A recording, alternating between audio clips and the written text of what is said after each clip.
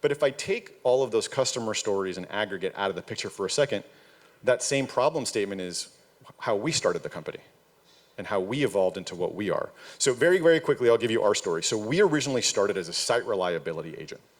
The original concept for Arcade was we were going to see something like high latency on a server, and from there we would do a bunch of diagnostic work, we'd figure out the root cause, and then we'd issue a remediation, or at a minimum give you a rule-out list.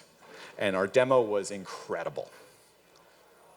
And we then went to go build it for production, and we ran into two problems. The first problem we ran into was we ran into compounding error rates, right? If you think of the diagnostic flow for something like a server, there's a lot of different things that you're going to check. And so you start going 10, 11, 12 steps down. If there's a hallucination anywhere in that step, the whole chain breaks. And we were it got so complex that we started seeing 100% failure rates. And so we couldn't go to prod on that. And then the second problem we ran into was we were giving ourselves super user access to every system, which no one will ever do in production.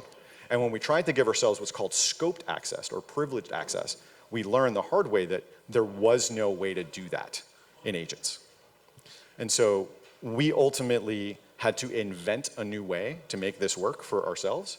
And the way we did it was we pushed a lot of the logic into the tool layer and minimized the use of the large language model. And when we did that, it worked.